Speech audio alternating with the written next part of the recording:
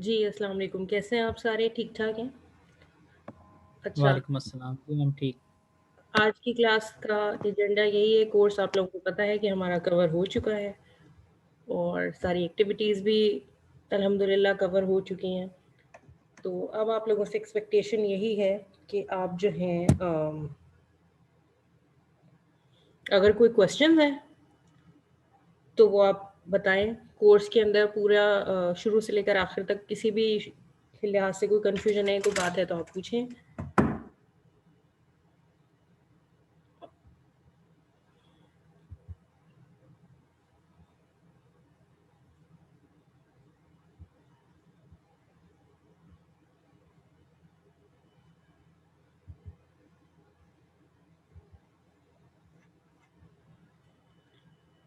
ये कुछ list of topics हैं हमने जो कवर किए हैं, सारे के सारे एलएमएस पर अपडेटेड हैं।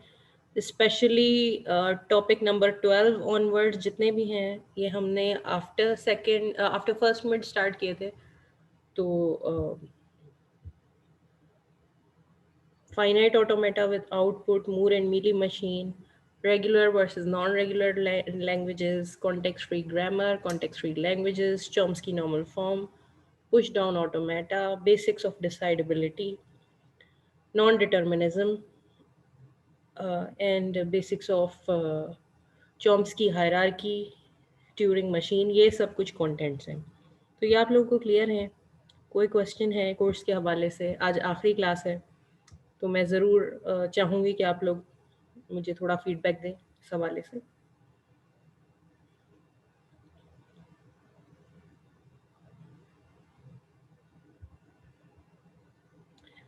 आज का दिन बहुत अच्छा है इस हवाले से कि हम थोड़ा-सा अपनी कोर्स आउटलाइन को दोबारा खोलें।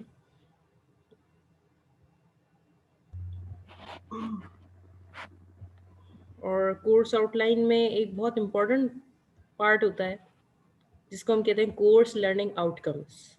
यानी जिस दिन मैंने कोर्स स्टार्ट किया था, तो क्या सोचकर स्टार्ट किया था, क्या एक्सपेक्टेशन लेकर स्टार्ट किया था और मेरे ऑब्जेक्टिव्स क्या थे और कितने अचीव हुए उसमें से। तो मेरा पहला ऑब्जेक्टिव था कि students will be able to understand mathematical representation of theoretical models. Theoretical concepts बहुत सारे दुनिया में हो सकते हैं। ज़ाहिर है कि एक कोर्स के अंदर, एक थ्योरी ऑफ ऑटोमेटा के अंदर मैं दुनिया का हर कॉन्सेप्ट तो आपको नहीं समझा सकती, लेकिन कुछ मैथमेटिकल रिप्रेजेंटेशन आपको थोड़ी बहुत सिखा सकती हूँ। प्रिसाइसली जो ज़रूर आ जाएगी, जो मेरा ऑब्जेक्टिव था, वो थी रेगुलर एक्सप्रेशन और सीएफजी के इन दोनों रेगुलर एक्सप्रेशन और सीएफजी अगर आप देखें तो उनको आप अंडरस्टैंड कर सकें। और इसके अलावा भी कोई थ्योरेटिकल मॉडल्स ऐसे हैं कि जो रियल वर्ल्ड में थ्योरेटिकली एग्जिस्ट करते हैं, तो आप उनको देखकर अंडरस्टैंड कर पाएँ। ये मेरा पहला ऑब्जेक्टिव था। दूसरा मेरा ऑब्जेक्टिव था कि student will be able to understand mathematical models. मेरा ये भी एक ऑब्जेक्टिव था कि सारे स्टूडेंट्स जो हैं वो डिफरेंट मैथमेटिकल मॉडल्स को अंडरस्टैंड कर पाएँ। मैथमेटिकल मॉडल्स बहुत सारे होते हैं और इनमें से जो मेरा ऑब्जेक्टिव रहा, मेरा जो फोकस रहा वो एफएस के ऊपर, डीएफएस के ऊपर, मूर एंड मीली मशीन भी एफए की टाइप ही होती है, और ट्रांजिशन ग्राफ के ऊपर। पीडीएस में नहीं लिखा है, बहरहाल हमने पीडीए को भी कवर किया है। इसके अलावा एडवांस कंप्यूटेशनल मॉडल पीडीए और ट्यूरिंग मशीन की अहमियत थोड़ी ज़्यादा होती है, क्योंकि ये आम मैथमेटिकल मॉडल्स के अंदर नहीं आते, थोड़े एडवांस मैथमेटिकल मॉडल्स के अंदर आते हैं। बहुत सारे लोगों को मैथमेटिकल मॉडल्स की अंडरस्टैंडिंग होती है, लेकिन उनको बेसिक मॉडल्स की अंडरस्टैंडिंग होती है, उनको अक्सर पीडीए और ट्यूरिंग मशीन की अंडरस्टैंडिंग नहीं होती। तो मेरा ऑब्जेक्टिव था कि बेसिक्स आपको थोड़ी बहुत उसकी भी आ जाएँ। और ये तो पहले तीनों ऑब्जेक्टिव्स थे रिलेटेड टू अंडरस्टैंडिंग। पहले तीनों ऑब्जेक्टिव्स के अंदर मैं सिर्फ़ और सिर्फ़ अंडरस्टैंडिंग की बात कर रही थी कि अगर ये आपको अंडरस्टैंड भी हो गए ना, अगर ये आपको रीड करने भी आ गए, समझने भी आ गए, तो भी बहुत बड़ी बात हो जाएगी मेरे लिए। और हमारा आखिरी ऑब्जेक्टिव था कि students will be able to create mathematical models in order to accept और रिजेक्ट द लैंग्वेज। कम से कम बेसिक से लैंग्वेज अंडरस्टैंडिंग के लिए, लैंग्वेज एक्सेप्टेंस के लिए, लैंग्वेज रिजेक्शन के लिए छोटे-छोटे मॉडल्स स्टूडेंट्स क्रिएट भी कर पाएँ। तो आई होप कि ये मॉडल्स आप लोगों को क्लियर हैं। क्या इस कोर्स का ऑब्जेक्टिव अचीव हुआ है या नहीं हुआ है? या इसमें कुछ और आप लोग ऐड करना चाहते हैं? कोई क्वेश्चन है, कोई बात है? नो मैम, ऐसा कुछ भी नहीं है। बस मैम ये रिक्वेस्ट थी कि अगर काफी आप कुछ सिखा हमें मॉक कौन पहले जी जी फरहान, पहले आप बोलें हैंड रेस करके, अगर आप दो एक साथ बोल रहे हैं या तो कोई भी नहीं बोल रहा है, सारे एक साथ हैंड रेस करके बात करेंगे तो मुझे आसानी होगी। पहले फरहान आप अपनी बात कंप्लीट करें। मैं ये कहना चाहता हूँ, अगर आप मॉक पेपर बना लें और हमसे टेस्ट लें पूरा सब्जेक्ट का तो बेहतर रहेगा। बेटा आपने अटेम्प्ट नहीं किया, क्विज क्विज जो है वो इसी तरह का था। हाँ मैम, क्विज अटेम्प्ट किया, लेकिन हाँ हाँ फिर फिर भी कोई मॉक पेपर हो मतलब जिसमें 12-13 क्वेश्चन हो तो बेहतर रहेगा। बेटा क्विज जैसे उसी तरह का है, क्विज उसी अंडरस्टैंडिंग के लिए है। और जहां तक बातें मैंने आपको, आपने असाइनमेंट्स कितनी सबमिट की हैं फरहान? मैम सारे किए, बस लास्ट वाली रह गई है ट्यूरिंग मशीन, वो भी कर रहा हूँ। बाकी सारी, तो ये असाइनमेंट्स आपके मॉक पेपर की तरह ही हैं। क्योंकि असाइनमेंट्स जो हैं वो सारी की सारी हमने क्लास में ऐसी 10-12 भी मैं गिन रही थी रिजल्ट्स कंपाइल करने के लिए, लेकिन मैं बैठी थी कंपाइल करने, लेकिन फिर मैंने आज किया नहीं क्योंकि बहुत सारे स्टूडेंट्स ऐसे हैं कि जिन्होंने अपनी असाइनमेंट्स सबमिट नहीं की हुई हैं। तो मैंने कहा आप लोगों को एक दिन आज का और दे दूं और आप रात तक सारी अपडेट करें। जब आप अपनी एक्सरसाइजेस खोलते हैं तो आपको वो सब पेपर की तरह ही नजर आती हैं। तो एक्सरसाइजेस को, बुक की एक्सरसाइजेस को करें। और अगर कोई स्पेसिफिक क्वेश्चन है तो आप पूछ सकते हैं, लेकिन ये कि मैं पेपर अब स्पेसिफिकली, देखें मैंने बहुत सारी एक्टिविटीज आपसे करवाई हैं, बहुत सारे क्विजेस भी ले लिए।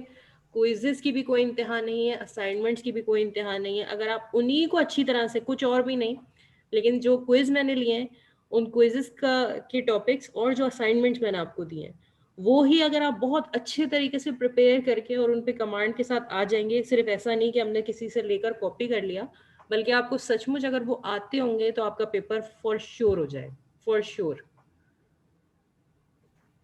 Okay ma'am. जी कोई और कुछ कह रहा था? अब्दुल सलाम, उस वक्त आप कुछ कह रहे थे। जी मैं कह रहा था, काफ़ी कुछ सीखा हमने इस कोर्स से। और जो है मैम, जैसे आपने यहाँ पे कहा है कि हम खुद से भी मॉडल क्रिएट कर सकते हैं, उसका थोड़ा बताइएगा। और उसके अलावा एक क्वेश्चन था पीडीएफ से, कि पीडीएफ में जो हमें ऑटोमेटा मिली हुई होगी, हम खुद से बनानी होगी?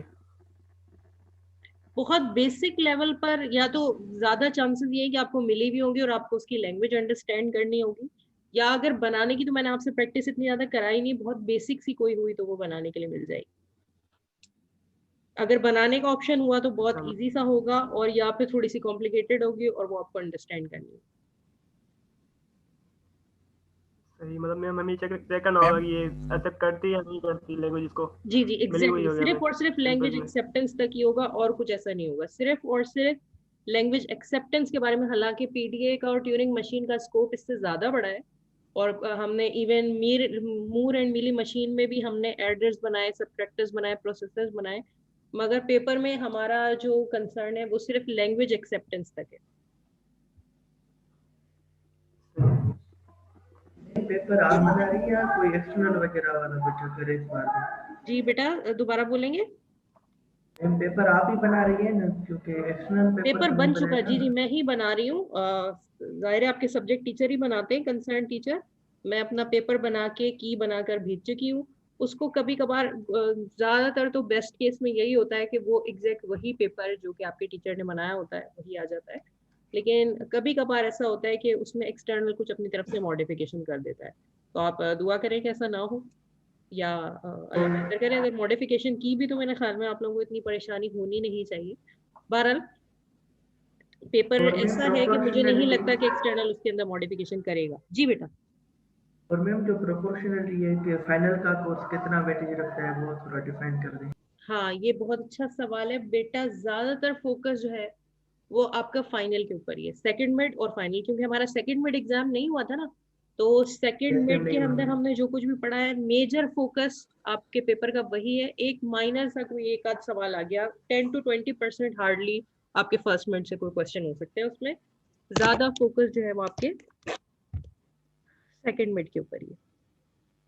एक्सक्यूज मी मैम, जी एक्चुअली आपसे रिक्वेस्ट ये थी कि वो कुछ असाइनमेंट्स जो मतलब टाइम पे समझ नहीं आती थी ना, तो मतलब टॉपिक्स वगैरह, तो मतलब हम अगर वो भूल जाते थे ना सबमिट करना, तो अभी इसलिए जो ना वो कुछ 1 2 3 रह गई हैं, तो अभी वो कर सकते हैं ना हम? बिल्कुल, मैंने अभी खुद ही आपके कहने से पहले ही ये बात कही है कि जितनी भी असाइनमेंट्स है एलएमएस को प्लीज एक दफा गो थ्रू कर लीजिएगा। इनके वेटेज मैं चेंज करूंगी, ठीक है, कोई 1 मार्क की लिखी हुई, कोई 2 मार्क की लिखी हुई, वेटेज मैं इस हवाले से चेंज करूंगी कि अब 20 मार्क्स की हैं आपकी असाइनमेंट्स टोटल। तो अब इन 20 मार्क्स में क्लीन्स थ्योरम वाली जो एक आपकी असाइनमेंट है, ये मैं आपको पहले ही बता दूं, थोड़ी सी डिवीजन बता दूं। ये वाली जो असाइनमेंट है, इसका ऑलरेडी वेटेज मैंने 10 मार्क्स कर दिया है, ठीक है। सही में तो 10 मार्क्स की तो ये टोटल हो गई, और बाकी जितनी भी असाइनमेंट्स बची हैं वो 2 मार्क्स की वेटेज के साथ हैं। तो आप वो सारी आज का दिन ले लें, आज के दिन में आप सारी की सारी सबमिट कर दें, ताकि मैं कल बैठूं। आज ही मैं बैठी थी रिजल्ट फाइनलाइज करने, मगर मैंने देखा कि ये तो बहुत बुरा हो जाएगा आप लोगों के साथ अगर मैं आज ही बैठ के फाइनलाइज कर दूं। तो आप लोग आज प्लीज इनको सबमिट कर लें, ताकि मैं कल बैठ के रिजल्ट को फाइनलाइज कर सकूं, कम से कम सेशनल मार्क्स। और मैम क्विज लास्ट वाली काउंट होगी या दोनों 5-5 मार्क्स की काउंट करेंगे आप? बेटा क्विज में एक ही 10 मार्क्स की काउंट कर रही हूँ, जो 5 मार्क्स का क्विज था CNF का, इसको मैं असाइनमेंट में ही ले रही हूँ। ओके, ये सही होगा मैम। ठीक है, एक क्विज हो गया, और 20 मार्क्स की जो असाइनमेंट्स हैं उनमें एक CNF वाला क्विज हो गया, वो भी असाइनमेंट की तरह ले लिया मैंने। और एक Yes, आपका ma'am. जो है ये क्लीन्स थ्योरम वाला, ये 10 मार्क्स का ले लिया मैंने। सिर्फ ये दोनों कर लेंगे 15 मार्क्स, तो यही हो गए। और बाकी जो छोटी Yes, छोटी ma'am. असाइनमेंट्स हैं वो 2 मार्क्स में डिवाइड करके ऐसे। Okay, okay. ठीक है, और इंशाल्लाह मेरी कोशिश होगी कि 1 से 2 दिन के अंदर आप अपना CMS भी चेक कर पाएंगे, तो CMS पर आपको आपका सेशनल जो 50 मार्क्स का रिजल्ट है वो आपको मिल जाएगा। मैम आपने कहा था वो टूरिंग मशीन वाली जो मतलब आपने असाइनमेंट दी है, तो उसमें आप मतलब ये जो आपने मतलब जे फ्लैप दिया था सॉफ्टवेयर, हाँ, तो उस पे मतलब बनाई है हमने, उस पे बनाए तो बहुत अच्छी बात है, उस पे ज्यादा अच्छा है, और ताकि उसका आपकी जे स्क्रीन फ्लैपर मतलब भी हो जाए। लेकिन जी जी बोले पूरी बात करने में। मैंने मतलब वो जो फाइल है उस पे बनाई है, और वो उसका स्क्रीनशॉट जो है ना वो भी उसके साथ ही अटैच कर दिया है। मतलब वो हैंड मतलब आपने कहा था कि आप मतलब ऑप्शन है कि जे फ्लिप पे बनाए या उस पे पेपर पे बनाए, मतलब मैंने पेपर पे नहीं बनाई, तो लाजमी तो नहीं है ना पेपर पे भी बनाए हैं हम। नहीं नहीं, बल्कि अच्छा है कि आपने जे फ्लैप पे बनाई है, तो बहुत अच्छी बात है। लेकिन अगर जे फ्लैप पे नहीं भी बनाई तो एटलीस्ट पेपर पे बनाए। लेकिन पॉइंट ये है कि आपको एक बेसिक सी ट्यूरिंग मशीन बनानी आ जाए। Okay ma'am.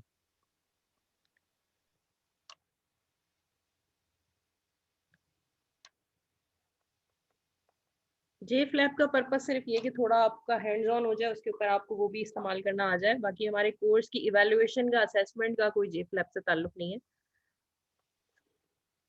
सही है मैम। मैम पेपर कब से स्टार्ट है? बेटा पेपर टेंटेटिवली चांसेस ये हैं कि इंस्टीट्यूट शायद ओपन नहीं होगा 10 जनवरी के बाद भी। और अगर ऐसा हुआ तो फिर बैच वाइज हम जो है वो करेंगे। टेंटेटिव जो हमें टाइम टेबल दिया गया उसमें ये बताया गया है कि जैसे बिजनेस एडमिनिस्ट्रेशन के हो गए एक दफ़ा में, इंजीनियरिंग के हो गए, थोड़े थोड़े स्टूडेंट्स को बुला के उनका करेंगे। तो उसमें कंप्यूटर साइंस मोस्ट प्रोबेबली फरवरी 1 फेब तक चला जाएगा। लेकिन ये भी टेंटेटिव है, इसमें कुछ ऊपर नीचे हो सकता है। मोस्ट प्रोबेबली 1 फरवरी से कंप्यूटर साइंस के बैचेस के फाइनल शुरू हो जाएंगे। मैम ऑनलाइन चांसेस नहीं है पेपर? नहीं, पेपर का ऑनलाइन के बिल्कुल चांसेस? ऑनलाइन कोई चांस नहीं, पेपर का कोई भी चांस नहीं। क्योंकि पेपर का चांस तभी था कि हम ये एक्सपेक्ट कर रहे थे कि देखो 11 को खुलते हैं इंस्टीट्यूट या नहीं खुलते। अब तो ज्यादा लग रहा है कि नहीं खुलेंगे। तो लेकिन उन्होंने फौरन ही उसकी जो अल्टरनेट स्ट्रेटजी सिलेक्ट कर ली है कि अब आपको पेपर फिजिकल ही देना होगा। वही सारी चीजें जो आपकी होती हैं, एक्सटर्नल असेसमेंट भी होगी, वो जो सारे ऑप्शन आपको दिए गए थे, pass fail grade, letter grade, withdraw वगैरह, ये सारा कुछ कहानी नहीं होगी। तो जैसे आपके रेगुलर पेपर होते हैं वैसे ही होंगे। अच्छा मैम, दूसरी आपसे रिक्वेस्ट ये थी, हेलो जी जी वो ये थी कि जो हम असाइनमेंट्स जो हमें मिलती थी ना ऑटोमेटा की, जी फॉर एग्जांपल, तो उसमें 1-2 सवाल मतलब गलत हो गए, तो अभी जो है ना वो मतलब उसमें एक्सपर्टीज हो गई है हाँ जैसे हाँ, वो ऑटो ठीक ये, है, वो मैं समझ रही हूँ। इतना तो मैं कोई अभी बहुत सख्ती से चेक नहीं करूंगी कि वो 100% सॉल्यूशन आपका सही हो।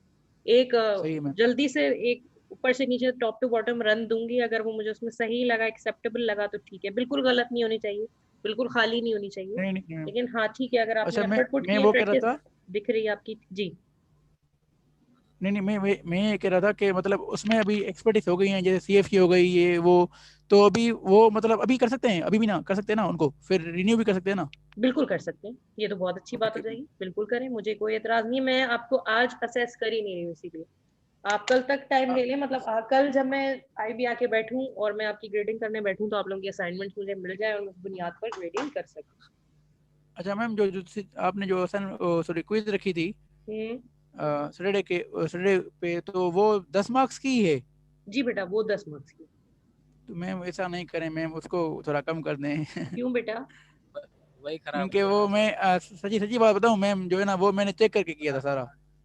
क्या चेक करके किया था? यस मैम, मैंने भी मतलब चेक मैं की बस उसकी मैंने भी थी। चेक करके किया है डायरेक्ट मैम बस। ऑप्शन इसमें था ना, मैं चेक वाला सीन था, ये पता नहीं था कि किसी को, मैम ये थोड़ा उसमें कम कर चेक दें कर मैम दिया था प्लीज। गलत ऑप्शन पे। नहीं तो ये तो वो चेक करके किया था या नहीं किया था, मतलब आपका काम तो ये था कि आपको एक ऑप्शन सेलेक्ट करना है और आपको आगे चलना है, उसमें चेक किया या नहीं किया मुझे समझ नहीं आई बात। पर मतलब मैम वो गलत कंफ्यूजन हो ऑप्शन गई पे थी। अगर हमने चेक कर लिया ना तो उसकी मार्क्स कट गई हैं। तो जाहिर है आपने एक गलत ऑप्शन सिलेक्ट कर लिया और फिर चेक कर लिया, तो इसका मतलब यही ना कि आपको लग रहा है वो। तो वो नो क्वेश्चन जो है ना नो वो मैम, इससे कंप्लीट ही नहीं हो रहा था, तो हमें कैसे पता चला कि गलत या सही? तो हम कंप्लीट करने के लिए भी उसे चेक करके फिल ही नहीं हो देखिए रहा कुछ था चीजें मैम। होती फिल हैं, ही नहीं हो रहा था। आपकी जो ऑनलाइन सिस्टम है ना असेसमेंट का, ये बहुत ज्यादा टफ है। अब देखिए मैंने तो आपसे नहीं कहा, मैं आपको मेक श्योर तो नहीं कर सकती कि भाई आप आपस में बात नहीं करेंगे, चीट नहीं करेंगे, कुछ नहीं करेंगे, ठीक है? आपके पास आपके रिसोर्सेज थे, मेरे पास मेरे रिसोर्सेज है। आपके पास आपके रिसोर्सेज में रहते हुए अपॉर्चुनिटी थी कि आप बेस्ट से बेस्ट अपना क्विज करें, नहीं मैम, और मेरे बस पास आपसे मेरे ये रिक्वेस्ट है रिसोर्सेज ना हैं। अब ऐसे कि ये चीज जो है मुनासिब नहीं रहेगी बेटा। ये नहीं, बिल्कुल बस न्यू मैम था ना एक मेरे रिक्वेस्ट तरफ, है पता ही मैम, नहीं था बस पहले एक बार रिक्वेस्ट है मैम। ऐसा होगा। आकाश के यस अलावा कोई मैम। बोले जी? मैम ये कह रहा हूँ कि आप जो है ना अभी लास्ट डे पे बस कोई गिफ्ट दे दें हमें, बस ऐसे ऐसा करें। को गिफ्ट दे दे? ये इसमें क्या यस मैम। गिफ्ट मतलब देंगे? इसका गिफ्ट गुड दे बाय। दें हमें, भले कॉफी कोई भेज दूसरी दूं? बार कराएं, हम करेंगे। बेटा देखें, नहीं आप नहीं, मैं माने कह रहा या हूँ कि नहीं अगर माने, आपको दूसरी फील हो बार। या ना हो, लेकिन मैंने आपको बहुत गिफ्ट के लेवल पर ही रखा है, मैंने आप पे किसी चीज की सख्ती नहीं की। असल बात तो ये थी, अगर मुझे गिफ्ट आप मेरा जो जो मैं आपको दे रही हूँ वो तो आप अज्यूम ही नहीं कर रहे। मैं आप लोगों से ये कह रही हूँ कि आज मुझे बैठ के अपने मार्क्स अपलोड कर देने थे, सीएमएस पर भी अपलोड कर देने थे। ये गिफ्ट नहीं है तो क्या है कि मैं आपको अपॉर्चुनिटी दे रही हूँ। मुझे जब इतने सारी अनसबमिटेड असाइनमेंट्स दिखी, मैंने कहा आज मैं रिजल्ट कंपाइल कर दूंगी तो बच्चे तो सारे डूब जाएंगे। तो ये गिफ्ट नहीं है मेरा कि मैं आपको कह रही हूँ कि बेटा आप टाइम ले लें और अपनी असाइनमेंट्स कंप्लीट कर दें और उस पर आपको फुल मार्क्स दे दूंगी।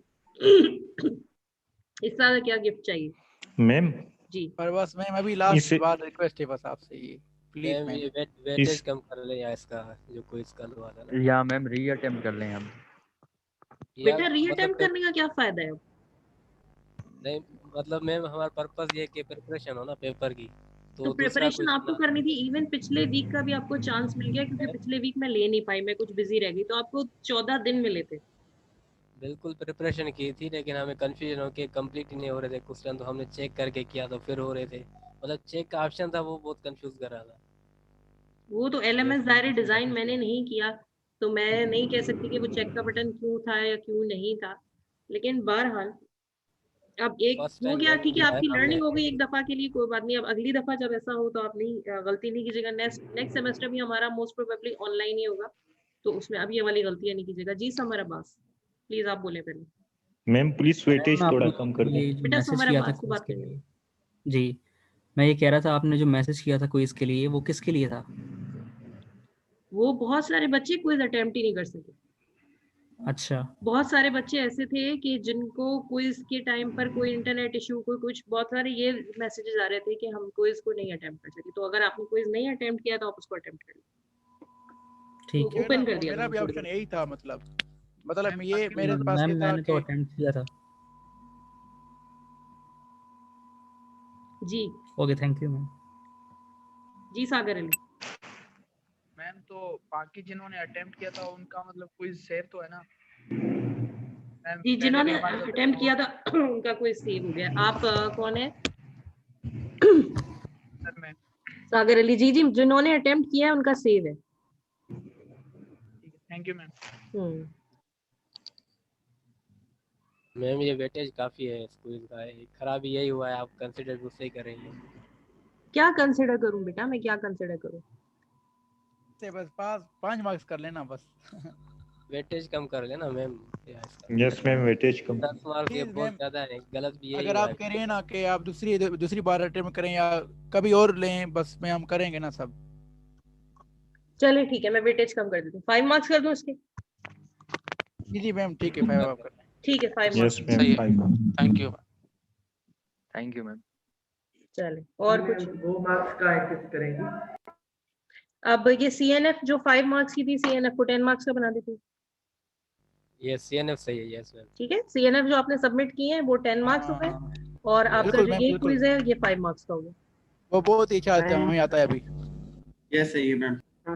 सीएनएफ सही है मैम, सही है। ठीक है, बस चले अब और क्या सीनियर चाहिए। तो फिर सीएनएफ में भी मतलब हमारी गलतियां थी ना, जो तो आप कर दें जो सही, रूल था। रात तक का टाइम दे रही हूँ, कर दें सही। Okay ma'am. रात तक का टाइम है, आप आज के दिन में सही कर दें CNF को, और आप आज के दिन में सबमिट करा दें।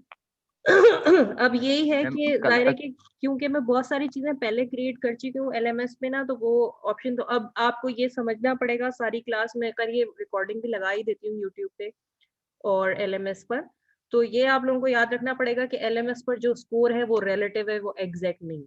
LMS पे कोई 1 मार्क लिखा हुआ है तो एक्चुअली मैं उसको 3 कंसिडर कर रही हूँ। LMS पे कोई 5 मार्क लिखा है तो मैं उसको 10 कंसिडर कर रही हूँ। कोई 10 लिखा है तो मैं 5 कर रही हूँ।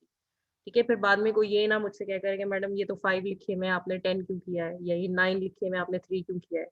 सही है। मैम ये जो आपने अभी कहा है कि CNF पे कर देती हूँ 5 हम्म, मार्क्स, तो वो जो अपलोड की थी असाइनमेंट, वो उसी की बात कर रही है ना? जी जी, उसी की वेटेज चेंज करने की बात कर रही हूँ, बाकी और कुछ नहीं। ये देखें, चले मैं एक एक करके गो थ्रू कर लेती हूँ। देखें, आप लोगों की पहली असाइनमेंट जी थी मैम, थोड़ा करवा ये दीजिए go through। लैंग्वेजेस वाली। ठीक है, ये लैंग्वेजेस वाली असाइनमेंट, इसका वेटेज 3। ठीक है। ठीक है, मैं यहाँ पर वर्ड भी खोल लेती हूँ साथ में, ताकि हम इसको थोड़ा सा, या एक्सेल खोलूँ। हमारी एक असाइनमेंट थी पहले चैप्टर की लैंग्वेजेस वाली। अब आप चेक कर लीजिएगा, अगर आपकी जो नहीं हुई है उसको आप प्लीज देख लीजिएगा।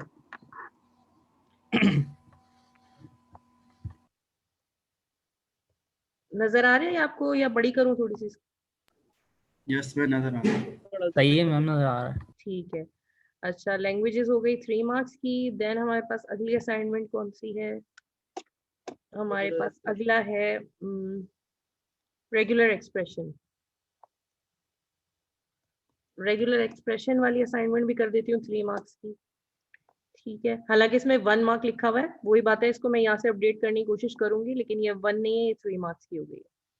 इसके बाद फिर आपकी एक और असाइनमेंट है, ये FA बनाने वाली कोई थी, तो FA से रिलेटेड जो आपकी असाइनमेंट है, अगेन ये 3 मार्क्स की होगी। अच्छा, then Kleene's theorem. Kleene's theorem को ले लेते हैं 10 मार्क्स। इस पे 10 है। ठीक है, क्लीन्स 10 मार्क्स पे हो गया। अच्छा, देन हम ले लेते हैं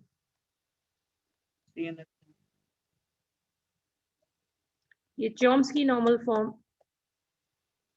वाली जो असाइनमेंट थी, ये क्विज जो लिया था मैंने, इसको भी ले लेते हैं 10 मार्क्स इस पे, पे जो कह अभी रही है अभी ना हमारी बात 5? हुई है। ठीक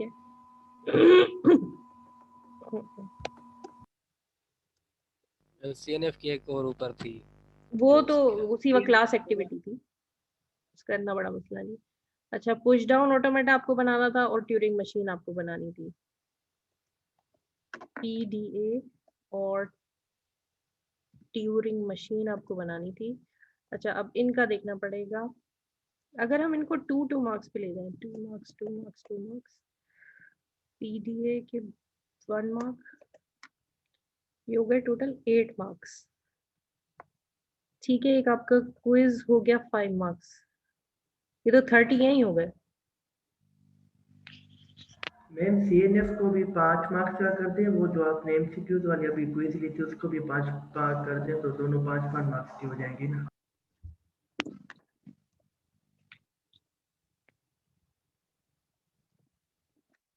ये हो गया बैलेंस। ठीक है, यस मैम।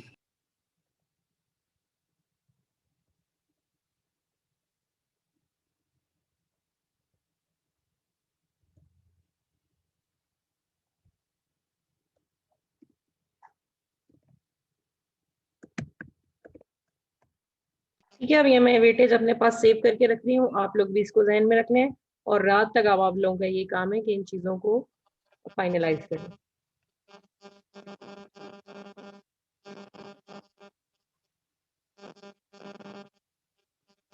दो मार्क्स रहती है ना मैम अभी कम हो रही है मैम 2 मार्क्स। वो CNF वाली एक और भी काउंट कर लेते हैं। यस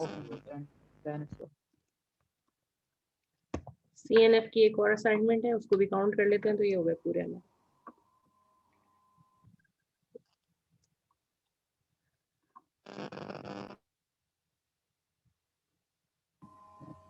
चलें जी, तो ये हो गई आपकी ये वाली डिस्कशन। और कोई चीज जो आपको क्लियर नहीं हो, कोई मसला हो तो अभी आप पूछ सकते हैं। कंटेंट सारे क्लियर हैं?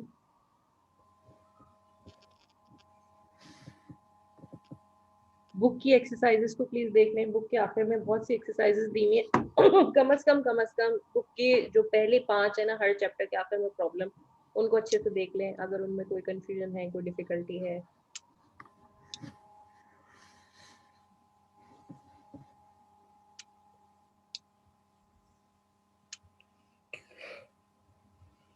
मूर मीली मशीन हमने पढ़ी है, जाहिर है उसकी कन्वर्जन को आप देख लें, उनकी कन्वर्जन के स्टेप्स को अच्छे से।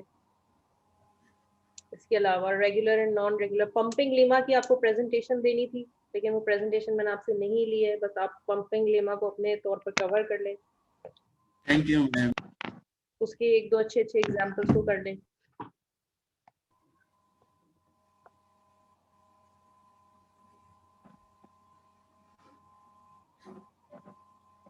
ठीक है, जब आपको अपने आप से पूछना है कि आपकी तैयारी है या नहीं एग्जाम की, तो उस हवाले से अच्छा आप मैम, ये पंपिंग लेमा जो है ये भी इंक्लूडेड है एग्जाम में? एग्जैक्टली वही मैं आपको बताना चाह रही थी कि अगर आपको अपने आप से यही सवाल पूछना है कि आपकी तैयारी कोर्स की कितनी अच्छी है या नहीं है, तो आप उसके लिए कोर्स आउटलाइन खोलें और कोर्स आउटलाइन के एक एक टॉपिक को देख लें। पेपर जो बनाने वाला भी देखेगा, अगर हम मेरा ही पेपर फाइनलाइज हुआ या अगर उसको मॉडरेट भी किया गया, तो वो किस बुनियाद पर होगा? आपकी कोर्स आउटलाइन की बुनियाद पर होगा। तो आपको ये देखना चाहिए कि आपके कोर्स आउटलाइन के अंदर जो कुछ लिखा है उसकी आपके पास कितनी अंडरस्टैंडिंग है, क्या आपको ये इन सब चीज़ों में क्लैरिटी है। और अगर कोई ऐसा कंटेंट है जो कि कोर्स आउटलाइन में मेंशन्ड है और हमने क्लास में सही से डिस्कस नहीं किया है या आपको उसकी अंडरस्टैंडिंग अच्छी नहीं है, तो फिर या तो आप कोई थ्योरी अभी कर सकते हैं जब तक हम बैठे हैं। मैम जी मैम, हमने जो भी पढ़ा है वो सारा इंक्लूडेड है या ट्यूरिंग मशीन जैसे आपने बोला है कि नहीं होगा टॉपिक इंक्लूड? ना, ये बिल्कुल इंक्लूडेड है। जाहिर है उसी लेवल पर इंक्लूडेड होगा जिस लेवल पर हमने किया है। ट्यूरिंग मशीन को हमने कोई बहुत डेप्थ में कवर नहीं किया है, बेसिक्स उसकी कवर की है। तो आपको एक ट्यूरिंग मशीन को अंडरस्टैंड करना चाहिए, उसकी टपल्स क्लियर होनी चाहिए।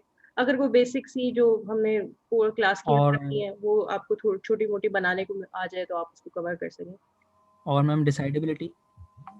अगेन डिसाइडेबिलिटी नहीं, डिसाइडेबिलिटी को एज अ चैप्टर हेलो? आप कंसिडर ना करें। नहीं, डिसाइडेबिलिटी को नहीं मैंने यहाँ पर काउंट किया, उसका चैप्टर इंक्लूड नहीं किया। वो इंक्लूड नहीं है डिसाइडेबिलिटी? नहीं। ओके। मैम जो पैटर्न होगा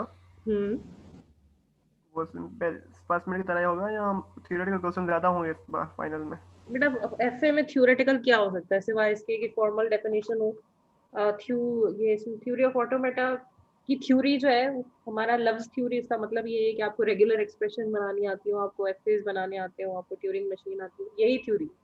और क्या थ्योरी होगी कि आप शॉर्ट नोट लिखें ट्यूरिंग मशीन के ऊपर? ऐसी कोई थ्योरी नहीं होगी। बस ये फॉर्मल डेफिनेशन याद करनी होगी बस। जी, याद करने वाली कोई चीज नहीं है, प्रैक्टिस बस वाली चीज है हमारा। मैंने आपको भी लर्निंग ऑब्जेक्टिव दिखाए, आप अपने आप से पूछें, बल्कि मुझे भी असेस करें इस चीज के ऊपर कि हमारे लर्निंग ऑब्जेक्टिव क्या थे, और आपको अपनी तैयारी को भी और हर चीज को असेस इन लर्निंग ऑब्जेक्टिव्स के ऊपर ही करना चाहिए कि लर्निंग ऑब्जेक्टिव हमारे फुलफिल हुए या नहीं हुए। अगर मैंने कहा है कि आपको रेगुलर एक्सप्रेशन और CFGs रीड करनी आएंगी, तो वाकई आपको रीड करनी आती है या नहीं आती? एफएस, डीएफएस, एनएफएस आपको आते हैं रीड करने? नहीं आते हैं। पीडीए ट्यूरिंग मशीन आपको आती है रीड करनी या नहीं आती? तो ज्यादा आप देखें कि 1/3 फोकस तो मैंने यही रखा हुआ है कि आपका सिर्फ अंडरस्टैंडिंग के ऊपर, क्रिएशन के ऊपर बहुत मामूली वेटेज रखा हुआ है। वो ये कि आपको छोटे मोटे मॉडल्स जो है वो क्रिएट करने भी आते हैं। तो क्रिएशन की प्रैक्टिस फॉर श्योर करें, डेफिनेट करें, मगर अंडरस्टैंडिंग की डबल ट्रिपल प्रिपरेशन करें कि अंडरस्टैंडिंग में तो कहीं कोई मसला रहना नहीं चाहिए। फिर जब आप बहुत सारे अंडरस्टैंड कर लेंगे तो उसमें कुछ बेसिक लेवल पर थोड़े सा आप क्रिएट करना भी सीखेंगे। उसके लिए बुक की प्रॉब्लम्स बेहतरीन है।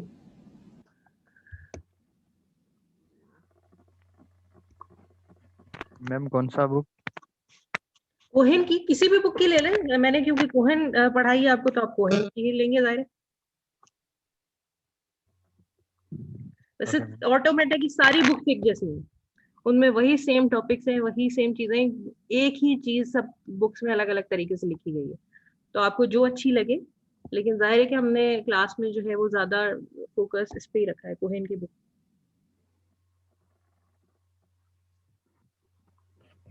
और इसके शुरू के जो चैप्टर्स हैं उनकी तो प्रॉब्लम्स मैं आपको असाइनमेंट में देती भी रही हूँ, वो आपकी काफी प्रैक्टिस हो गई होगी उनको। जहां से हमारा सेकंड मिड का कंटेंट शुरू है वहां पर मैंने इस पे से फोकस थोड़ा कम किया था और फिर मैंने आपको असाइनमेंट्स देनी बंद कर दी थी। तो आप भी अभी भी खैर यही है कि इसके जो प्रॉब्लम्स है ना वो बहुत एडवांस है, तो आई डोंट थिंक कि एग्जामिनर भी आपसे इतने एडवांस पूछेगा, लेकिन हाँ हर चैप्टर के जो पहली 5 से 6 प्रॉब्लम्स है ना उनको अपना टारगेट जरूर बनाएं कि हर चैप्टर की पहली 5-6 प्रॉब्लम्स आपको आए।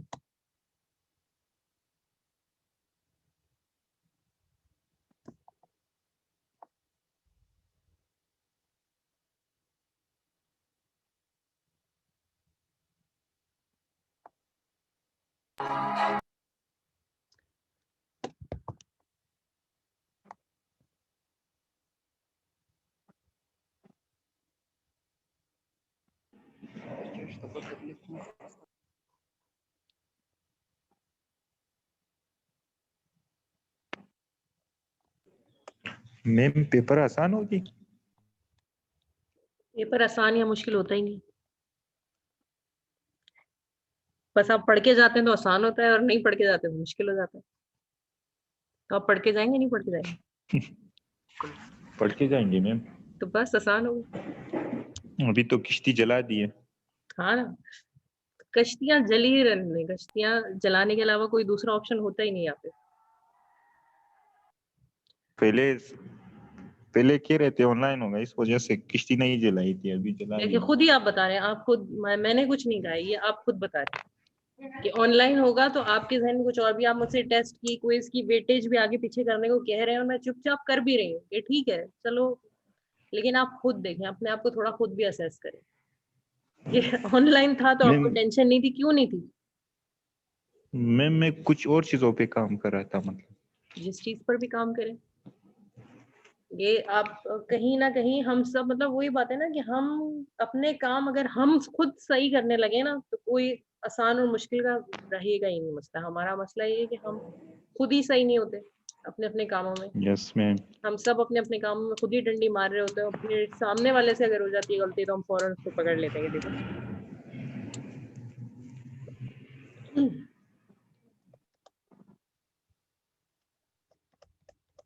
तो क्विज में भी कश्तियां नहीं जलाई थी आपने, इसलिए क्विज में मार्क्स खराब हो गए, ऐसा है? बिल्कुल मैम, इसी तरह। तो बस फिर तो मैं गलत कर रही हूँ ना उसका वेटेज कम करके। नो मैम, उतनी तैयारी थी, मतलब वो चेक ऑप्शन ने थोड़ा कंफ्यूज किया था। चेक ऑप्शन ने क्यों कंफ्यूज किया उसको? आपको उससे आपका ताल्लुक क्या था? मैम दूसरे क्विजेज में चेक ऑप्शन था ही नहीं, तो मैं समझ रहा था ये शायद 2 बार चेक करो, मतलब तीसरी बार गलत हुआ तो काउंट नहीं होगा। अच्छा, पहली दफा आपने चेक किया, कुछ नहीं हुआ, एक चलो 10 मार्क्स का क्वेश्चन था, ठीक है, 10 मार्क्स का क्विज था, 10 क्वेश्चन थे, पहला वाला क्वेश्चन आपने अटेम्प्ट किया और आपने चेक पे क्लिक किया, क्या हुआ? कुछ नहीं हुआ। Yes ma'am. चलो अब आपको लर्न नहीं हुआ, आपने सेकंड क्वेश्चन में फिर जाके चेक किया, फिर थर्ड क्वेश्चन में फिर जाके चेक किया। जब आपको पहले 2 से 3 क्वेश्चन में बात समझ आ जानी चाहिए थी कि चेक से नहीं हो रहा है। इससे पहले ओबी पेपर में इसी तरह हुआ था ना, ओबी पेपर में इसी तरह हुआ था मैम, जो ऑप्शन मतलब चेक करते उस पे, मतलब जो सही होता उस पे निशान कलर ग्रीन कलर आ जाता, तो उसमें मार्क्स अच्छे आए थे। मैंने कहा शायद उसी तरह होगा। ऐसे थोड़ी होता है, ऐसे होना नहीं चाहिए, तो इससे आपको पहले से पता चल जाएगा, आपने चेक कर लिया निशान सही हो गया, ऐसे थोड़ी होता है। जाहिर है मुझे तो चेक बंद रखना है ना, या मुझे चेक खुला छोड़ देना है, ताकि आप एक बंदा क्विज करे और बाकी सारा चेक कर करके सारों को बता दे कॉल करके। मुझे ऐसे करना था कोई?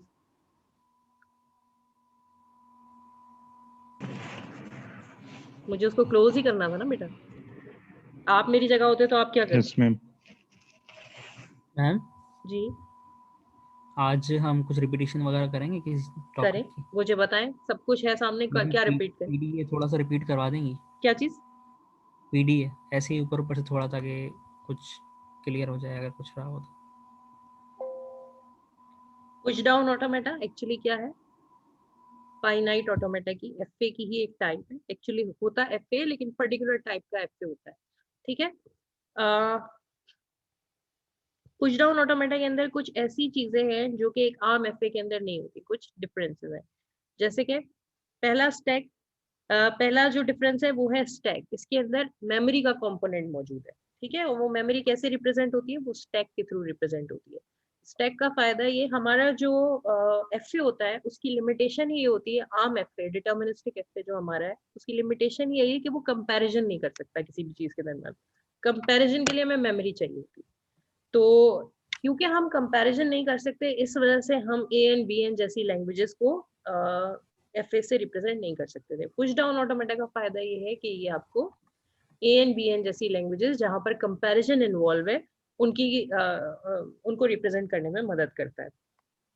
और कंपैरिजन के लिए ये एक क्वांटिटी को रख सकता है स्टैक पर और दूसरी क्वांटिटी को कर सकता है प्रोसेस, और ये स्टैक और प्रोसेसिंग के कॉम्बिनेशन से हम अंडरस्टैंड कर सकते हैं कि वो लैंग्वेज कंपैरिजन पे पूरी उतर रही है या नहीं उतर, ठीक है।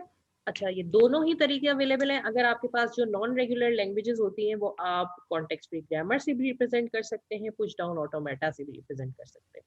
पुश डाउन ऑटोमेटा एक मैथमेटिकल मॉडल है, डायग्रामेटिक रिप्रेजेंटेशन है, जबकि कॉन्टेक्स्ट फ्री ग्रामर क्या है? ये एक मैथमेटिकल रिप्रेजेंटेशन होती है। ये ग्रामर लिखने का एक पर्टिकुलर वे होता है, ठीक है। इसकी टप्पल्स हमने पढ़ी थी कि पुश डाउन ऑटोमेटा के अंदर क्या क्या चीजें होंगी तो हम कहेंगे पुश डाउन ऑटोमेटा है, और अगर इसमें से कोई मिसिंग होगी तो हम कहेंगे नहीं, ये प्रॉपर पुश डाउन ऑटोमेटा नहीं है।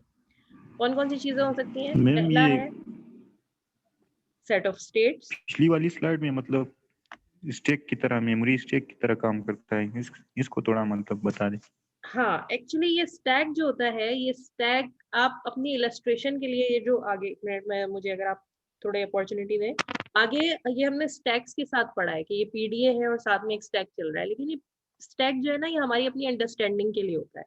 ये एक्चुअली रिप्रेजेंटेशन में शामिल नहीं होता, लेकिन हाँ, हम अपनी अंडरस्टैंडिंग के लिए जो है वो स्टैक को सामने रखते हैं। तो ये पीडीए पूरा है, इवन कि इसके अंदर स्टैक सामने दिख नहीं रहा है, लेकिन फिर भी हम इसको कहते हैं कि ये जो है स्टैक मूव्स इसके अंदर दिखा रहे हैं, क्योंकि जिसका ट्रांजिशन फंक्शन होता है उसके अंदर हम स्टैक के मूव दिखा रहे होते हैं। एक आम एफए के अंदर सिर्फ एज के ऊपर एक सिंगल लेबल होता था, जैसे कि सिर्फ बी लिखा हो सकता था, सी लिखा हो सकता था। यहाँ पर ये कॉम्प्लिकेटेड एज का लेबल है ही क्यों? ये है इसलिए क्योंकि इसके अंदर एक जो है पहला सिंबल होता है हमेशा हमारा इनपुट, और इसके अंदर हमेशा जो दूसरा अल्फाबेट होता है वो होता है स्टैक सिंबल। तो हम दो चीजों को देखकर आगे चल रहे होते हैं। तो जब मैं बी अपने जहन में रखती हूँ, तो जैसे कि अक्सर ये होता था, अगर मैं आपसे कहूँ एफए जब हम पढ़ रहे थे, एफए पढ़ते हुए हमने कोई इनपुट टेप नहीं पढ़ी, ठीक है। जब हम एफए पढ़ रहे थे तो हमने टेप तरह की, इस तरह की कोई ऐसी चीज नहीं देखी थी, लेकिन हमारे माइंड में प्रोसेसिंग में होना चाहिए कि भाई एक टेप थी, ए प्रोसेस हो चुका, बी प्रोसेस हो चुका, अगर मैं किसी पर्टिकुलर स्टेट पर पहुंची हूँ तो एक्चुअली ए और बी पहले प्रोसेस हो चुका है। उसी तरह यहाँ पर हालांकि स्टैक नहीं लिखा हुआ, लेकिन स्टैक को के मूव्स देखकर मुझे मेरे बैक ऑफ माइंड में कहीं ना कहीं ये चीज होनी चाहिए कि यहाँ पर एक स्टैक एग्जिस्ट करता है और उसके ऊपर कुछ पुश एंड पॉप ऑपरेशन किए जाए, ठीक है। तो ये पहला सिंबल हमेशा क्या होता है? पहला सिंबल हमेशा होता है कि इनपुट अल्फाबेट क्या होगा, दूसरा सिंबल क्या होता है कि स्टैक के टॉप पर क्या होगा, और अगर ये दोनों कंडीशन सेटिस्फाई हो जाती हैं तो फिर हम क्या करते हैं? दो काम करते हैं। एरो से पहले जो बातें लिखी हैं दोनों कंडीशन हमें सेटिस्फाई करनी होती है, और अगर ये दोनों कंडीशन सेटिस्फाई हो जाती हैं तो हम एरो के बाद वाला काम करते हैं। एरो के बाद एक तो एक हमको अपनी स्टेट चेंज करनी होती है, और एक स्टैक का जो टॉप है उसको चेंज करना होता है, ठीक है। तो फॉर एग्जाम्पल अगर ये Q1 से लेके Q2 लिखा हुआ है तो हम क्या कह रहे हैं कि हम रीड भी कुछ नहीं कर रहे हैं और हम राइट भी कुछ नहीं कर रहे हैं, स्टैक के ऊपर भी कुछ नहीं है, और हम सिर्फ और सिर्फ अगली स्टेट पर मूव हो रहे हैं। और स्टैक पर क्या राइट कर रहे हैं, क्योंकि स्टैक खाली है डॉलर, तो इसका मतलब है कि जैसे ही हम Q1 पर खड़े होंगे सीधे सीधे हम Q0 पर ही आ जाएंगे। प्रोसेसिंग शुरू होते ही सिर्फ पहले टाइम स्टैम्प पर हम Q1 पे खड़े होंगे, लेकिन सेकंड टाइम स्टैम्प पे हम Q2 पर आ चुके होंगे, क्योंकि Q2 पे हम कोई ऑप्शन ही परफॉर्म नहीं कर रहे। तो ये बैक ऑफ माइंड में हमारे प्रोसेसिंग चलनी चाहिए। फिर Q2 पे हम कब तक रह रहे हैं, Q2 पर हम तब तक पड़ाव डाले रहेंगे जब तक कि हम A को रीड करते रहें और स्टैक खाली रहे, क्योंकि अभी तक स्टैक खाली होना चाहिए ना, यहाँ पर स्टैक खाली था तभी हम आ गए हैं। तो अब Q2 से हम तब तक नहीं हिलेंगे जब तक A हमें इनपुट मिलता रहे और स्टैक खाली रहे, ठीक है। और जितनी दफा हमें A इनपुट मिलेगा उतनी दफा हम क्या करेंगे, हम कुछ भी रीड नहीं करेंगे स्टैक से और हम पुश कर देंगे A। तो एक्चुअली क्या होगा, Q2 पे हम जब A रीड कर रहे हैं तो एक्चुअली स्टैक पे पुश कर रहे हैं A। और अब स्टैक के टॉप पर क्या होगा, Q2 Q2 तो हमारी स्टेट है, लेकिन स्टैक के टॉप पर होगा A, यस मैम। ठीक है। तो उसके बाद अब ये देखें, थोड़ा नॉन डिटर्मिनिज्म है हमारे पास। नॉन डिटर्मिनिज्म इस हवाले से कि स्टैक पर भी कुछ रीड नहीं कर रहे, इनपुट भी कुछ नहीं आ रहा, और हम Q3 और Q5 पर एक साथ जा रहे हैं। ये थोड़ा सा हमें नॉन डिटर्मिनिज्म मिल रहा है कि हम Q3 पर भी जा रहे हैं और Q5 पर भी जा रहे हैं। तो ये बहुत कॉम्प्लेक्स एग्जांपल दी गई है जिसकी प्रोसेसिंग को समझने में थोड़ी डिफिकल्टी है, लेकिन बहरहाल आपकी अंडरस्टैंडिंग के लिए मैंने दिया हुआ है। एक नॉन डिटर्मिनिस्टिक एक्टिंग है। अच्छा, अब PDA है। अब इसमें क्या कह रहे हैं कि अगर हमें B मिलता रहे और स्टैक के टॉप पर A हो तो हम इस रास्ते चलेंगे, लेकिन अगर हमें B रीड करते रहे और स्टैक का टॉप खाली हो तो हम इस रास्ते जाएंगे। तो अगर स्टैक के टॉप पर A है तो हम जो है क्या करेंगे, A को पॉप करते जाएंगे। इस डायरेक्शन में अगर आप देखें तो आपको ये A और B के जो है वो इक्वल नंबर ऑफ A और B देगा, ठीक है। लेकिन ये डायरेक्शन थोड़ी नॉन डिटर्मिनिज्म की तरफ हमें लेकर जा रही है।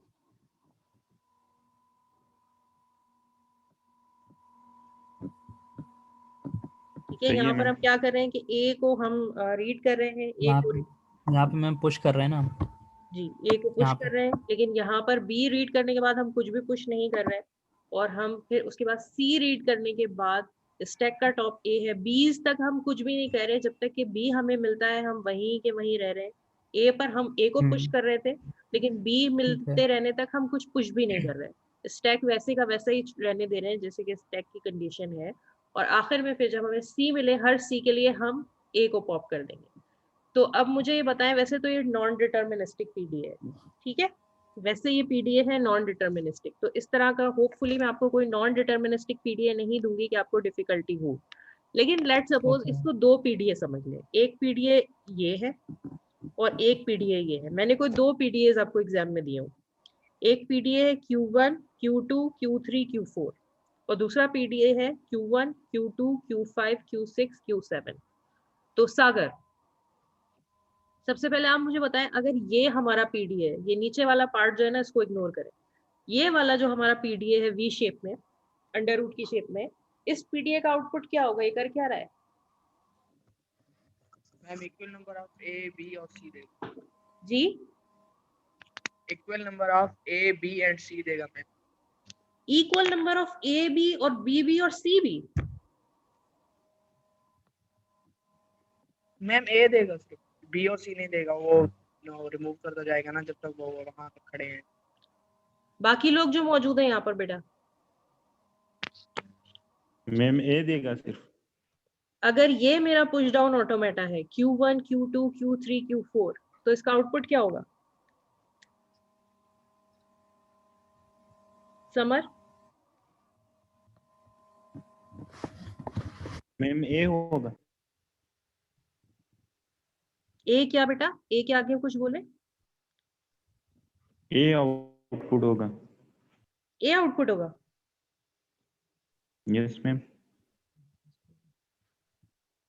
ये सिर्फ ए को एक्सेप्ट करेगा। ए आउटपुट होने जो इस स्टेटमेंट का मतलब ये है कि ये पीडीए सिर्फ ए को एक्सेप्ट करेगा। मैं पूछना चाह रही हूँ कि किस लैंग्वेज को एक्सेप्ट कर रहा है? अरीज, आदर्श, धीरज, हफ्सा, हंसराज, हंसराज ने बड़ा अच्छा क्विज किया, हंसराज के 9 आउट ऑफ 10 आए। आप लोग वेटेज तो कम करवाए जा रहे हैं, लेकिन अब उस बेचारे का क्या कसूर है कि जिसने अच्छे मार्क्स लिए क्विज में। मैम ये जो पुश डाउन ऑटोमेटा है, पहले तो ये ए को एक्सेप्ट कर रहा है कि अगर ए आए तो हम उसको जो है स्टैक में पुश करेंगे, ठीक है ठीक मैम। है, ए को एक्सेप्ट फिर नहीं कर रहा, ये बात आपने जो दूसरी ये स्टेटमेंट कही है वो बिल्कुल ठीक है, लेकिन पहली स्टेटमेंट सही नहीं है। ए को एक्सेप्ट नहीं कर रहा, ए को पुश कर रहा है, ए को पुश कर रीड रहा कर हूँ। रहा है और ए को पुश कर रहा है। हर ए पुश कर रहा रीड है, ठीक करने है पे एक ए को पुश कर रहा है। ठीक, फिर ठीक है मैम।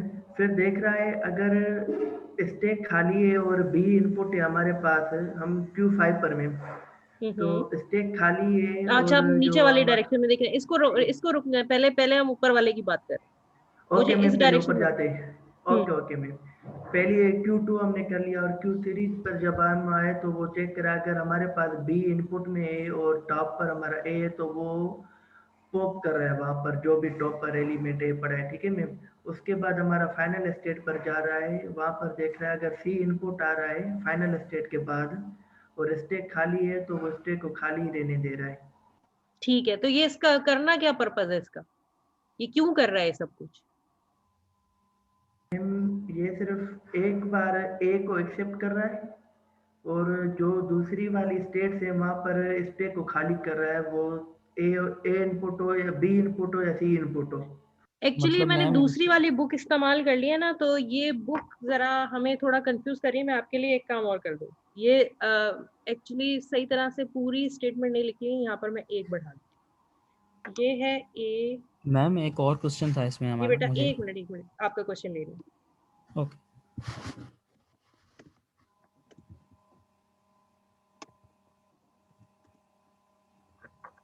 समझे कि यहाँ पर ये भी लिखा हुआ है ना? यस मैम, अभी नेचर चेंज हो जाएगी। हाँ यही है, पहले भी बुक में जो बात इसके साथ डिस्क्रिप्शन लिखी है ना, वो कहने का मकसद यही है, लेकिन पुश डाउन ऑटोमेटा की कहानी कुछ ऐसी है कि हर कोई उसको अपने हिसाब से लेता है। तो अब आप मुझे समझाने की सही कोशिश सही करें। पहले मैम। समर आप अपना क्वेश्चन पूछें। जी मैम, मैं ये पूछ रहा था कि हम जब इक्वल नंबर ऑफ एज और बीज ले रहे थे फॉर एग्जांपल, देन जब हम ए काउंट मतलब ए हमारे पुश होते जा रहे थे, फिर हम 20 पे आ रहे थे, उसको कंपेयर कर रहे थे, तो हम ऐसा कर रहे हैं स्टैक जब तक खाली नहीं हो रहा तब तक उसको वो कर रहे हैं, पॉप करते जा रहे हैं। तो इसका मतलब कि आखिर में स्टैक खाली हम क्यों कर रहे हैं? स्टैक खाली करना तो इसलिए जरूरी है कि वो हमारी उस केस में, यहाँ पर नहीं है, लेकिन उस केस में स्टैक का खाली हो जाना हमारी एक्सेप्टेंस कंडीशन थी। अब ये देखें अच्छा। एक्चुअली यहाँ पर क्या हो रहा है इस पीडीए में, मैंने आपको जो पीडीए कराया था ये है वही, लेकिन ये थोड़ा उसकी कॉम्प्लेक्स शक्ल है। सबसे पहले तो इसको छोड़ दें, मैं इस पे वापस आ रही हूँ। लेकिन एक्चुअली जो हमारा फाइनलाइज पीडीए था वो काम किस तरह से कर रहा था, मैं इस पे आ जाऊँ। ठीक है, ये एक्चुअली क्या कर रहा था कि जब तक इसको एज मिलते जा रहे हैं तो ये एज को पुश करता जा रहा है स्टैक के अंदर, और फिर जितनी दफा बी मिलते जा रहे हैं तो बी के लिए ए को पॉप करता जा रहा है। तो अगर ये एज को आने देगा, इंसर्ट होने देगा स्टैक के अंदर, और हर बी के लिए ए को पुश कर देगा, तो एक्चुअली हमारा ऑब्जेक्टिव क्या है? हमारा ऑब्जेक्टिव ये कि फाइनल स्टेट पर सिर्फ तब पहुंचेगा, सिर्फ तब, कब? जबकि जबकि एज और बीज इक्वल होंगे। स्टैक तो एम्प्टी है, लेकिन ये हमने ये कंडीशन इसलिए लगाई है कि ये फाइनल स्टेट तक सिर्फ तब पहुंच पाएगा हमारा ट्यूरिंग मशीन जब एज और बीज इक्वल होंगे। अगर एज और बीज इक्वल नहीं होंगे तो Q0 से पॉसिबल ही नहीं है कि आप Q3 पर चले जाए। ये मैंने आपके लिए थोड़ी सिंप्लीफाइड करके बनाई थी ताकि आपको मुश्किल ना हो इसको अंडरस्टैंड करने में। ठीक है, तो ये इस ट्यूरिंग मशीन का ऑब्जेक्टिव क्या था? इस ट्यूरिंग मशीन का ऑब्जेक्टिव था कि हर उस स्ट्रिंग को इनपुट में एक्सेप्ट कर ले कि जिसमें एज और बीज इक्वल है, और उसके लिए उसने तरीका क्या इस्तेमाल किया था कि एज मिलते जाएं तो एज को पुश करते जाओ स्टैक के अंदर, और बी मिलते जाएं तो बी को बिल्कुल इग्नोर कर दो। बी रीड तो करता है ये, लेकिन बी को बिल्कुल इग्नोर कर देता है, एक्चुअली ए को पॉप कर। ठीक है, तो ये स्टेटमेंट सिर्फ तब काम करेगी, ये ट्रांजिशन फंक्शन सिर्फ तब काम करेगा जब ए टॉप पर मौजूद होगा।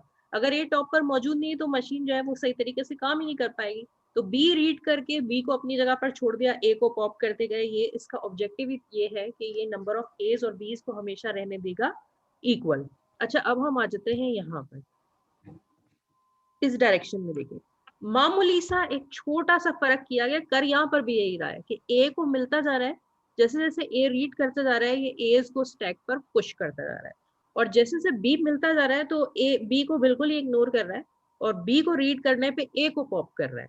लेकिन यहाँ पर हम फाइनल स्टेट पर नहीं जा रहे, फाइनल स्टेट पर हमने एक और एज भी लगा दी है और उसमें हम सी रीड कर रहे हैं। तो यहाँ पर इस ट्यूरिंग मशीन में और जो आखिरी स्लाइड में हमने ट्यूरिंग मशीन पढ़ी है, इस हिस्से में क्या फर्क है? इससे ट्यूरिंग मशीन की प्रोसेसिंग में क्या फर्क आएगा? जो मुझे बताएगा उसको 2 नंबर एक्स्ट्रा।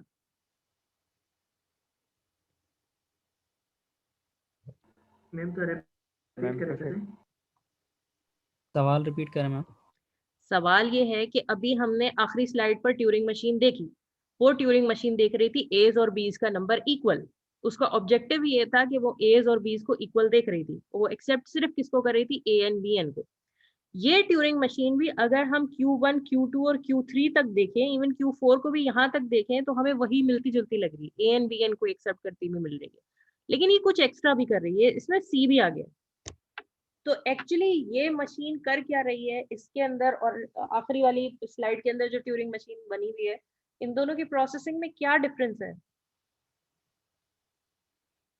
मैम ये डिफाइन कर रहा है ना, अगर सारी स्टेट खाली हो गई, अभी हम जो है ना एंड स्टेट पर पहुंच जाए, ठीक है, फिर जब हमारे पास सी इनपुट में आए और स्टेट खाली हो तो स्टेट पर असर अंदाज नो स्टेट खाली रहेगी जितनी दफा भी हम सी दें उसको। तो फिर ये एक्सेप्ट क्या करेगा?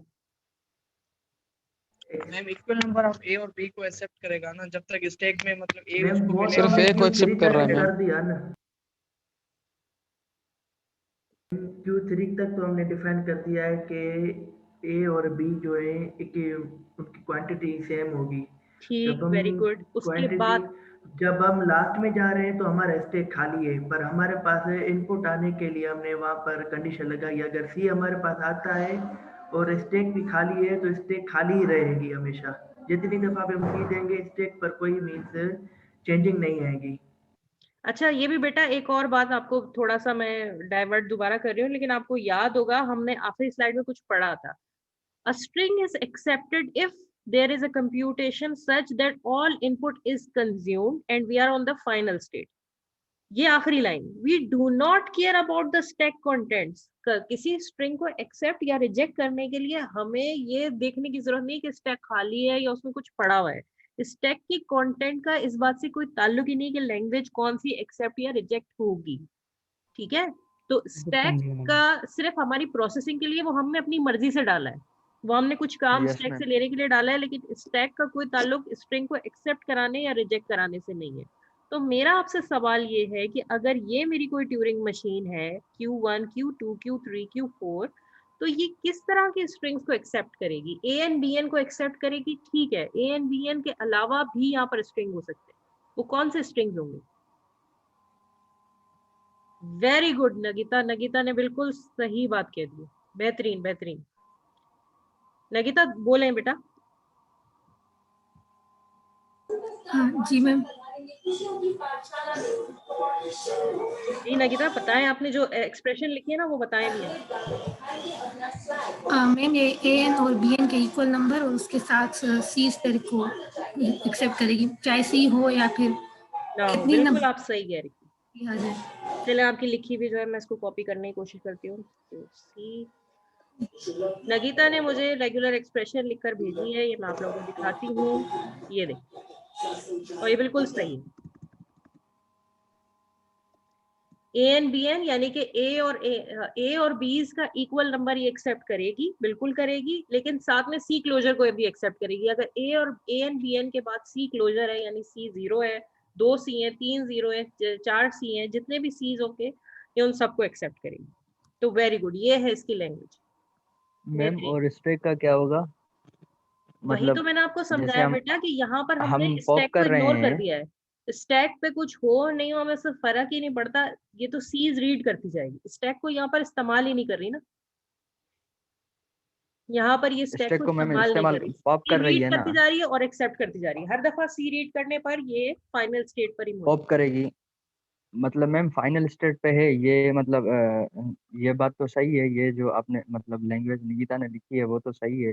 मतलब मैं ये कह रहा था कि मतलब स्टैक का क्या हाल होगा, मतलब स्टैक खाली रहेगा। इस कंडीशन में असल मसला ये कि Q4 तक आने तक हमने ट्यूरिंग मशीन कुछ ऐसी बनाई है कि जब तक हम Q4 पे पहुंचेंगे तो स्टैक खाली होगा, वरना अगर स्टैक भरा हुआ है तो हम यहाँ तक पहुंच ही ना पाते। अब क्योंकि स्टैक खाली पड़ा है तो वो बस सी को रीड करता रहेगा और स्टैक को वैसे ही छोड़ देगा। मतलब मैम हम पॉप उसको कर रहे हैं लेकिन उसके पास कुछ है नहीं, तो मतलब कुछ भी नहीं, कुछ ना रीड करो, स्टैक से कुछ रीड नहीं करो और कुछ पॉप नहीं करो। इसको मैं यूं कहूंगी कि सी रीड करो, स्टैक से कुछ भी रीड ना करो और कुछ भी पॉप ना करो। अगर ये ए है तो इसको हम कहते हैं कि ए रीड करो स्टैक से और पॉप कर दो, लेकिन यहाँ पे मैं कह रही हूँ कि स्टैक से कुछ रीड ही ना करो। इसका मतलब ये है कि यहाँ से स्टैक से मुझे कुछ रीड नहीं करना है। अगर मुझे स्टैक की कोई कंडीशन सेटिस्फाई करनी थी तो मुझे वहां लिखना था कि स्टैक के टॉप पर ये हो तो काम करो, लेकिन यहाँ तो मैंने कुछ लिखा ही नहीं है, स्टैक का टॉप मैं चेक ही नहीं कर रही। ठीक है, यहाँ पर हम स्टैक का टॉप चेक कर रहे थे कि भाई स्टैक के टॉप पे बी होना, ए होना चाहिए। यहाँ पर हम स्टैक का टॉप चेक कर रहे थे कि भाई बी रीड करो, तो बी रीड करने पे अगले स्टेट पर ना चले जाना, बी रीड करने के साथ साथ स्टैक के टॉप पर ए होना चाहिए। अगर ये दोनों चीजें होंगी तो हम Q4 पर आएंगे, अदरवाइज नहीं आएंगे। लेकिन यहाँ पर Q4 पर रहेंगे सिर्फ सी रीड करने पे, स्टैक को चेक ही नहीं करना। सही है? तो वेरी गुड नगिता, बिल्कुल सही आपने रेगुलर एक्सप्रेशन बताई। अच्छा, अगर आप लोग यहाँ रीड कर पाए तो थोड़ा अपना दिमाग और इस्तेमाल करें। अब समझे कि ये है मेरा PDA, Q1, Q2, Q5, Q6, Q7। धीरज थोड़ा उसको रीड भी कर रहे थे, तो अब मुझे इसकी लैंग्वेज तो बताएं जरा।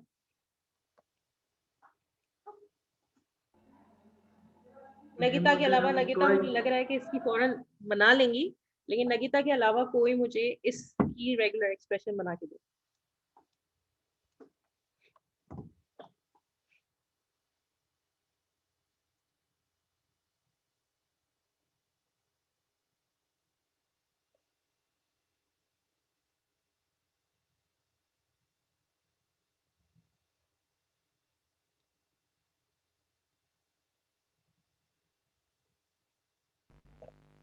मैम इसकी ऐसे हो सकती है ना, ए एन बी स्टेरिक और सी एन। जी लिखे लिखे, मुझे समझ नहीं आई आपकी बात।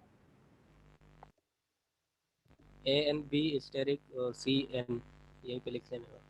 नहीं बेटा,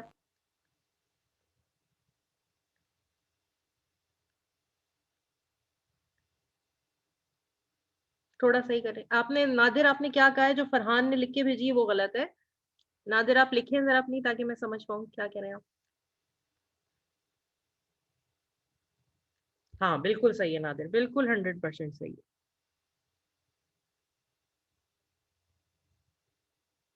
धीरज आपकी भी सही है, थोड़ा सा क्लोजर का मसला है, धीरज ने भी सही बनाई है, नादिर की ज्यादा सही है।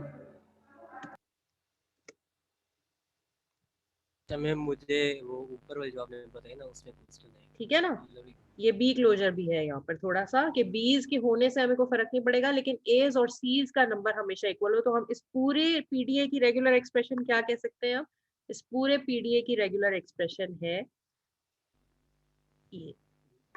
मैम इसमें क्वेश्चन है मुझे। जी बेटा एक मिनट। ठीक है, तो अगर मुझे इस पूरे के पूरे पीडीए को किसी रेगुलर एक्सप्रेशन में रिप्रेजेंट करना हो तो वो रेगुलर एक्सप्रेशन क्या होगी? वो रेगुलर एक्सप्रेशन ये होगी। जी आप क्वेश्चन पूछे।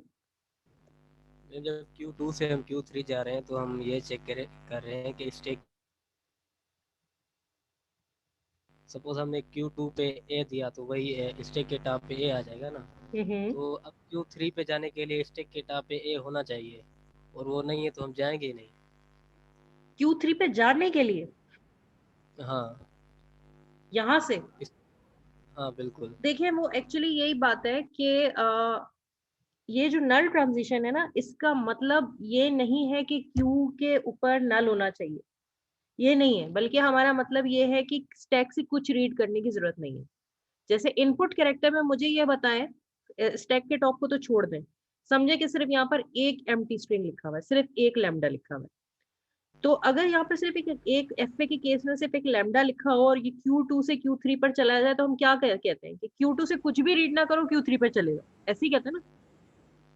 सही सही। एक नॉन डिटर्मिनिस्टिक एफए में हम यही कहते हैं, हम ये नहीं कहते कि एग्जैक्टली मुझे एम्प्टी स्ट्रिंग मिलेगा तो मैं Q3 पर जाऊंगी, नहीं, हमारा मतलब होता है कि Q3 पे Q2 पे कुछ भी ना मिले तो Q3 पर चले जाओ। इसी बात को हमने यहाँ पर एक्सटेंड किया है, हमने कहा कि Q2 पे कुछ भी रीड करने की जरूरत नहीं है और Q2 से स्टैक पर भी कुछ भी रीड करने की जरूरत नहीं है और स्टैक पे कोई चेंज लाने की जरूरत, तो ये बिल्कुल नल ट्रांजिशन है। जो चीज एफए में हम एक लैम्डा से या एक एप्सिलॉन से रिप्रेजेंट कर देते थे, पीडीए के अंदर हमें वो 3 एप्सिलॉन से रिप्रेजेंट करना पड़ेगा, मगर मतलब इसका यही है कि सीधा सीधा बेटा जब Q2 पे आओ तो फौरन ही Q3 पर भी चले जाओ। सही। ठीक है, यहाँ पर देखेंगे थोड़ा सा फर्क है इन दोनों एजेस में। देखें यहाँ पर लिखा है कि स्टैक से कुछ भी रीड ना करो, कोई भी इनपुट ना लो और स्टैक खाली होना चाहिए। हम Q1 से Q2 पर तब आएंगे जब स्टैक खाली होगा। स्टैक में पुश करना है डॉलर और ये शो करना है कि यहाँ से डॉलर वो साइन होती है, डॉलर वो कैरेक्टर होता है जो इस बात को इंडिकेट करता है कि स्टैक खाली है। तो यहाँ तो फिर भी हम थोड़ी सी कंडीशन लगा रहे हैं कि Q1 से Q2 पर आने की कंडीशन ये कि स्टैक पहले से खाली होना चाहिए। अगर स्टैक के अंदर पहले से कुछ पड़ा हुआ भी है तो वो सब खत्म हो गया, फ्लश ऑफ कर दिया हमने स्टैक को कर दिया खाली। लेकिन Q2 से Q3 पर जाने के लिए कोई पाबंदी नहीं है, जिस हालत में हम Q2 पे खड़े हुए थे उसी हालत में हम Q3 पर चले गए। ठीक है, तो अगर मैं सिंपल ये एज ना भी बनाऊं और ये इसको ही थोड़ा सा कॉम्प्लिकेटेड कर देती, ये दोनों में खत्म कर दूं नल ट्रांजिशन और Q2 से ही ले जाऊं, तो ये आपको समझ में आ जाएगा, ये ऐसी एक रेगुलर एक्सप्रेशन बन जाएगी, मगर उसको रीड करना बड़ा डिफिकल्ट हो जाएगा। तो रीडेबिलिटी इंक्रीज करने के लिए हम थोड़ा सा ही काम कर देते हैं।